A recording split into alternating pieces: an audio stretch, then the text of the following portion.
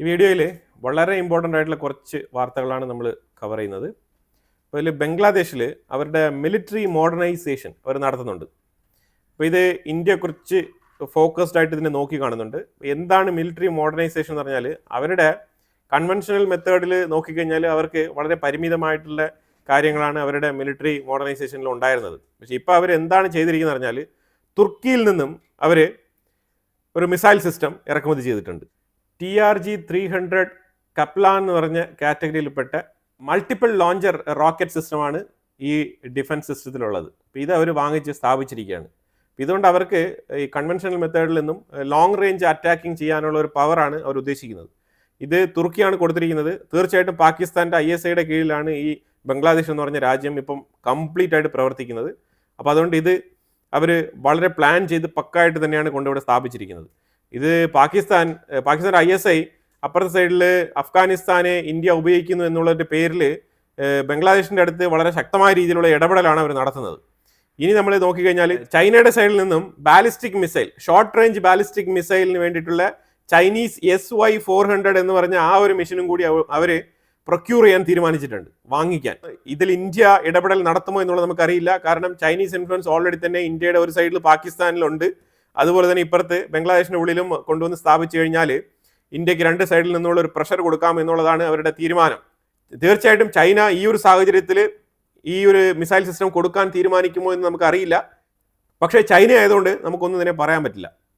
ഇത് കൊടുത്താലും കൊടുത്തില്ലെങ്കിലും റെജീം ചേഞ്ചുമായിട്ട് ബന്ധപ്പെട്ട് ബംഗ്ലാദേശിൻ്റെ ഉള്ളിൽ കാര്യങ്ങൾ ശക്തമായിട്ട് മുന്നോട്ട് നീക്കാൻ ഇന്ത്യ നടപടി സ്വീകരിച്ചിട്ടുണ്ട് എന്നുള്ളതാണ് ഇപ്പോൾ നിലവിൽ മനസ്സിലാക്കാൻ പറ്റുന്നത്. ഈ ഒരു വിഷയവുമായിട്ട് ബന്ധപ്പെട്ട് അജിത് ഡോവൽ ഇന്റലിജൻസ് ചീഫായിട്ടുള്ള അമേരിക്കയുടെ ഇന്റലിജൻസ് ചീഫായിട്ടുള്ള തുൾസി ഗബ്ബാർഡുമായിട്ട് ഒരു ചർച്ച നടത്തിയതായിട്ടും, അതായത് ബംഗ്ലാദേശിൽ ഒരു 2 മാസത്തിന് മുമ്പ് തന്നെ ഇലക്ഷൻ സംഘടിപ്പിക്കേണ്ടതായിരുന്നു. പക്ഷേ എന്നാലും അതിനെ ഒരു 6 മാസത്തേക്ക് കൂടി വലിച്ചു നീട്ടി ഫെബ്രുവരി വരെ ഇപ്പം എക്സ്റ്റെൻഡ് ചെയ്തിരിക്കുകയാണ് അവിടുത്തെ ചീഫ് അഡ്വൈസർ ആയിട്ടുള്ള മുഹമ്മദ് യൂനസ്. അപ്പോൾ തീർച്ചയായിട്ടും അവിടെ അമേരിക്കയ്ക്ക് സപ്പോർട്ടീവായിട്ടുള്ള ഒരു ഗവൺമെൻറ് കൊണ്ടുവരാനാണ് അമേരിക്ക തീരുമാനിക്കുന്നത്. അല്ലാതെ ഇന്ത്യക്ക് സഹായകരമാകുന്ന രീതിയിലുള്ള ഒരു റെജീം അവിടെ വരാനുള്ള സാധ്യത വളരെ കുറവാണ്. അതായത് ഇന്ത്യക്ക് സഹായമായാലും കുഴപ്പമൊന്നുമില്ല, പക്ഷേ അമേരിക്കയോടായിരിക്കണം ഏറ്റവും കൂടുതൽ കൂറ്. അതാണ് അമേരിക്ക ഉദ്ദേശിക്കുന്നത്. ഇന്ത്യയുടെ defence minister Rajnath Singh Kuala Lumpur visit ചെയ്ത് പല രാജ്യങ്ങളുമായിട്ടുള്ള ഡിഫൻസുമായിട്ട് ബന്ധപ്പെട്ട മീറ്റിംഗ് ആണ് സംഘടിപ്പിച്ചത്. അതിൽ പല രാജ്യങ്ങളുമായിട്ടും ഡിഫൻസ് എഗ്രിമെൻറ്റ് സൈൻ ചെയ്തിട്ടുണ്ട്. നവംബർ 2-ാം തീയതി വൈകുന്നേരം 5:26 മിലിറ്ററി സാറ്റലൈറ്റ് CMS-03 ശ്രീഹരിക്കോട്ടയിൽ നിന്നും വിക്ഷേപണം നടത്തുന്നതായിരിക്കും. അതുകൊണ്ട് യുണൈറ്റഡ് നേഷൻസിൻ്റെ ജനറൽ അസംബ്ലിയിൽ ഇന്ത്യയെ റെപ്രസെൻ്റ് ചെയ്തുകൊണ്ട് ഭവിക മംഗളാനന്ദൻ എന്ന് പറഞ്ഞ ഇന്ത്യയുടെ UN റെപ്രസെൻറ്റേറ്റീവ് അവർ പറഞ്ഞിരിക്കുന്നത് പാകിസ്ഥാൻ POKയിൽ നടത്തുന്ന അതിക്രമങ്ങളും അട്രോസിറ്റീസ് അതിനെതിരെ, അതായത് മനുഷ്യാവകാശ ലംഘനം, അത് തന്നെയാണ് വളരെ കൃത്യമായിട്ട് ചൂണ്ടിക്കാണിച്ചുകൊണ്ട് അവിടുത്തെ ആക്രമണങ്ങൾ നിർത്തണം എന്നുള്ള രീതിയിലുള്ള സ്റ്റേറ്റ്മെൻറ്റാണ് പാകിസ്ഥാനെതിരെ വളരെ ശക്തമായിട്ട് ആഞ്ഞടിച്ച് പറഞ്ഞത്. അതുപോലെ അജിത് ഡോവൽ പറഞ്ഞ സ്റ്റേറ്റ്മെൻറ്റ് എന്ന് പറഞ്ഞാൽ നമ്മുടെ രാജ്യം എൻറ്റയർ ഇന്ത്യ ഫുള്ളി സെക്യൂർഡാണ് എക്സെപ്റ്റ് ജമ്മു ആൻഡ് കശ്മീർ. ആ ഒരു വാക്ക് പുള്ളിക്കാരൻ കൂട്ടിച്ചേർത്തിട്ടുണ്ട്. അതിന് കാരണം എന്ന് പറഞ്ഞാൽ 1000 പേരെ ട്രെയിൻ ചെയ്യുന്നുണ്ട്. ഈ ലഷ്കർ എന്ന് പറഞ്ഞ ടീമും ജയ്ഷ് എന്ന് പറഞ്ഞ 2 സംഘടനയും ചേർന്ന് പാകിസ്ഥാൻ്റെ ഇൻ്റലിജൻസ് ആയിട്ടുള്ള ISIയുടെ നേതൃത്വത്തിൽ 1000 പേരെ ട്രെയിൻ ചെയ്യുന്നുണ്ട് ഇന്ത്യക്കുള്ളിൽ കടത്തിവിടാനായിട്ട്. 1000 പേർ. ഇത് ഇൻ്റലിജൻസ് മെസ്സേജാണ്. അജിത് ഡോവൽ ഈ മെസ്സേജിനെ ഉദ്ദേശിച്ചുകൊണ്ടാണ് എൻറ്റയർ ഇന്ത്യ സേഫാണ് എക്സെപ്റ്റ് ജമ്മു ആൻഡ് കശ്മീർ എന്ന് പറഞ്ഞു വെച്ചത്. ഇന്ത്യ റെയർ എർത്ത് എലമെൻസുമായിട്ട് ബന്ധപ്പെട്ട് ആഫ്രിക്കൻ സൈഡിൽ കംപ്ലീറ്റ്ലി ഫോക്കസ്ഡ് ആണ്.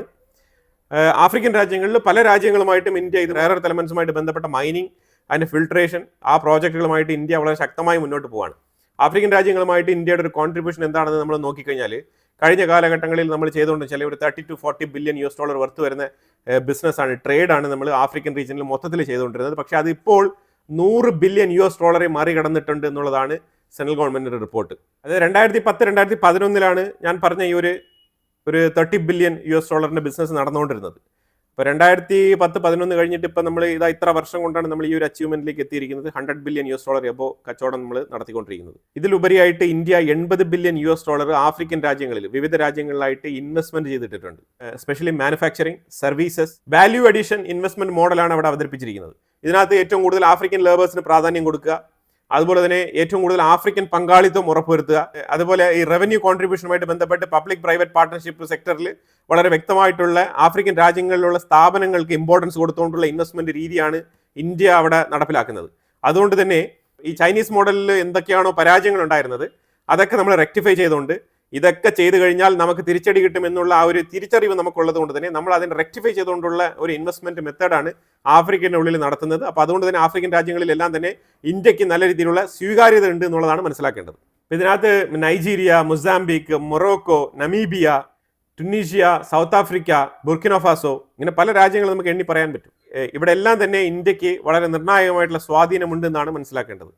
റെയർ എർത്ത് എലമെന്റ്സുമായിട്ട് ബന്ധപ്പെട്ട വിഷയത്തിൽ, ഈ ക്രിട്ടിക്കൽ എലമെന്റുമായിട്ട് ബന്ധപ്പെട്ട വിഷയത്തിൽ ഇന്ത്യക്ക് വളരെയധികം ഡോമിനേഷൻ ഉണ്ടാക്കാൻ കഴിയും. വരുന്നൊരു 3 വർഷം, നെക്സ്റ്റ് ഒരു 3 years കൊണ്ട് ഇന്ത്യ നിർണായകമായിട്ടുള്ള അച്ചീവ്മെന്റുകൾ ഈ മേഖലയിൽ നടത്തുമെന്നാണ് മനസ്സിലാക്കാൻ പറ്റുന്നത്. അടുത്ത റഷ്യ ഉക്രൈനുമായിട്ട് ബന്ധപ്പെട്ട വിഷയത്തിൽ വളരെ നിർണായകമായിട്ടുള്ള ഒരു പോയിന്റ്. ഈ പോയിന്റ് എന്ന് പറഞ്ഞാൽ റഷ്യ 9M729 എന്ന് പറഞ്ഞ് നൊവാറ്റർ എന്ന് വിളിക്കുന്ന ഒരു മിസൈൽ ഉപയോഗിച്ചിട്ടുണ്ട് എന്നുള്ളതാണ് ഉക്രൈൻ്റെ ആരോപണം. ഇത് ഉപയോഗിച്ചിട്ടുണ്ടോ ഇല്ലയോ എന്നുള്ളതിന് തെളിവൊന്നുമില്ല. പക്ഷേ ഇത് പ്രധാനമായിട്ട് ഒരു ആരോപണം ഉന്നയിക്കേണ്ട കാര്യം എന്താണെന്ന് വെച്ചാൽ റഷ്യക്കുള്ളിൽ അമേരിക്കൻ ഡിഫൻസ് സിസ്റ്റം ഫെയിലിയറാണ്, അട്ടർ ഫെയിലിയർ. അപ്പോൾ അതുകൊണ്ട് തന്നെ ഇപ്പോൾ ഇവർ പറഞ്ഞിരിക്കുന്നത് ഈ എഗ്രിമെൻറ്റുമായിട്ട് ബന്ധപ്പെട്ട് ഇത് നിരോധിച്ച് വെച്ചിരിക്കുന്ന ആയുധങ്ങളുടെ കാറ്റഗറിയിൽ പെടുന്ന ആയുധമാണ്. ഇത് ന്യൂക്ലിയർ ആയുധം എന്നുള്ള കാറ്റഗറിയിൽ നമ്മൾ സൈൻ ചെയ്തതിൻ്റെ കൂട്ടത്തിൽ നിരോധിച്ച് വെച്ചിരിക്കുന്ന ആയുധങ്ങളുടെ ലിസ്റ്റിൽപ്പെട്ട ആയുധമാണ്. ഇതാണ് റഷ്യ ഉപയോഗിച്ചിരിക്കുന്നത്. അതുകൊണ്ടാണ് അമേരിക്കൻ എയർ ഡിഫൻസ് സിസ്റ്റത്തിന് ഇതിനെ തടയാൻ കഴിയാത്തത് എന്നുള്ള രീതിയിലുള്ള ഒരു വിചിത്രമായിട്ടുള്ള വാദമാണ് ഉക്രൈൻ ഉന്നയിക്കുന്നത്. ഇത് അമേരിക്കയുടെ മുഖം രക്ഷിക്കാൻ വേണ്ടിയിട്ട് നടത്തുന്ന നാടകമാണ്. റഷ്യക്ക് വേണമെങ്കിൽ കൺവെൻഷണൽ മാനറിൽ തന്നെ ഉപയോഗിക്കാൻ പറ്റുന്ന മറ്റു പല രീതിയിലുള്ള ആയുധങ്ങളും അവരുടെ കയ്യിലുണ്ട്. അപ്പോൾ ആ സാഹചര്യത്തിൽ ഇതെടുത്ത് ഉപയോഗിക്കേണ്ട ആവശ്യമില്ല. പക്ഷേ ഇപ്പം നിലവിൽ അമേരിക്കയുടെ മുഖം രക്ഷിക്കാൻ വേണ്ടിയിട്ട് അമേരിക്കയുടെ എയർ ഡിഫൻസ് സിസ്റ്റം എല്ലാം വളരെ പക്കായാണ്. റഷ്യ റൂൾ ബ്രേക്ക് ചെയ്തുകൊണ്ടാണ് യുദ്ധം നടത്തുന്നത്, യുദ്ധക്കുറ്റം ചെയ്യുന്നത് എന്നുള്ള രീതിയിൽ വരുത്തി തീർക്കാൻ വേണ്ടിയിട്ട് ഇവർ നടത്തുന്ന ഒരു ഡ്രാമയാണിത്. അതാണ് മനസ്സിലാക്കാൻ പറ്റുന്നത്. യുദ്ധം നടത്തുമ്പോൾ എയർ ഡിഫൻസ് സിസ്റ്റം ഇതുകൊണ്ടാണ് ഫെയിലിയർ ആവുന്നതെന്നൊക്കെ പറഞ്ഞു കഴിഞ്ഞാൽ ഇത് വിചിത്രമായിട്ടുള്ള ഒരു ന്യായവാദമായിട്ടാണ് മനസ്സിലാക്കുന്നത്. ഇന്ത്യൻ നേവി ഇന്ത്യൻ ഓഷനിൽ സർവൈലൻസ് ശക്തിപ്പെടുത്തുകയാണ്. കാരണമൊന്നുമില്ല, ചൈനയുടെ മൂവ്മെൻറ്റ്സ് ആണ് ഏറ്റവും കൂടുതൽ വാച്ച് ചെയ്യുന്നത്. കാരണം ചൈന കൂടുതലായിട്ട് ഒരു ഫ്രീഡം എടുത്തുകൊണ്ടുള്ള ഒരു പെട്രോളിംഗ് പരിപാടിയിലൊക്കെ അവർ ഏർപ്പെടുന്നുണ്ട്. അപ്പം അതിനെ ഇന്ത്യയുടെ സർവൈലൻസ് വളരെ കൃത്യമായിട്ട് മോണിറ്റർ ചെയ്യുന്നുണ്ട്. അതിപ്പോൾ ചൈനയല്ല, ആര് വന്നാലും ഇന്ത്യ ആ ഒരു സെക്യൂരിറ്റി നടപടികൾ എടുക്കും. ഇന്ത്യയുടെ ഡിഫൻസ് സെക്രട്ടറി UEC കിൽമോ എന്ന് പറഞ്ഞ എഞ്ചിൻ പ്ലാന്റ് വിസിറ്റ് ചെയ്യുന്നുണ്ട് റഷ്യയിൽ. ഈ UEC എന്ന് പറയുന്നതും ഈ സുക്കോയ് സ്ഥാപനത്തിന് കീഴിൽ തന്നെ വരുന്നതാണ്. നമ്മൾ ഇതിനു മുമ്പ് SJ-100 എന്ന് പറഞ്ഞ പാസഞ്ചർ എയർക്രാഫ്റ്റിനെ കുറിച്ചുള്ള വീഡിയോ നമ്മൾ ചെയ്തിട്ടുണ്ടായിരുന്നു. അതേ സെയിം ലെവൽ ബ്രാഞ്ചിൽ തന്നെ വരുന്ന മറ്റൊരു എഞ്ചിൻ നിർമ്മാണ കമ്പനിയാണിത്. അത്രയേ ഉള്ളൂ വ്യത്യാസം. അതായത് എഞ്ചിൻ എങ്ങനെയാണ് ഇൻഡിജീനിയസ് ആയിട്ട് നിർമ്മിക്കാം എന്നുള്ളതിനെ കുറിച്ചുള്ള ഒരു പഠനത്തിന്റെ ഭാഗമായിട്ടാണ് ഈ ഒരു വിസിറ്റ്. തീർച്ചയായിട്ടും റഷ്യൻ പ്രസിഡന്റ് വ്ളാഡിമിർ പുടിൻ ഇന്ത്യക്ക് വരാനിരിക്കുന്ന സാഹചര്യത്തിൽ പലതരത്തിലുള്ള വ്യത്യസ്തമായ കരാറുകളാണ് റഷ്യയും ഇന്ത്യയും തമ്മിൽ ഒപ്പുവയ്ക്കാൻ തയ്യാറാകുന്നത്. നമ്മുടെ ഡിഫൻസ് സെക്രട്ടറി സഞ്ജീവ് കുമാറാണ് ഈ സന്ദർശനം നടത്തിയത്. ഇന്ത്യയുടെ സൈബർ സെക്യൂരിറ്റി മേഖലയിൽ നിർണായകമായിട്ടുള്ള വളർച്ച കൈവരിച്ചിട്ടുണ്ട്. 20 ബില്യൺ റവന്യൂ ഉള്ള ഒരു മേഖലയായിട്ട് അത് മാറിയിരിക്കുകയാണ്. ഏതാണ്ട് 6.5 ലക്ഷം എംപ്ലോയീസ് ഇപ്പം ഇതിനെ ഡിപ്പെൻഡ് ചെയ്ത് വർക്ക് ചെയ്യുന്നുണ്ട്, മീൻസ് എംപ്ലോയ്മെന്റിലുണ്ട്. 6.5 ലക്ഷം എംപ്ലോയീസ് ആണ് ഇതിനെ ഡിപ്പെൻഡ് ചെയ്ത് മുന്നോട്ട് പോകുന്നത്. ഡോക്ടർ സഞ്ജയ് ബാൽ ഇന്ത്യൻ കമ്പ്യൂട്ടർ എമർജൻസി റെസ്പോൺസ് ടീമിന്റെ ഡയറക്ടറാണ്. സഞ്ജയ് പാൽ പുള്ളിയാണ് ഈ ഒരു ഡേറ്റ പബ്ലിഷ് ചെയ്തിരിക്കുന്നത്.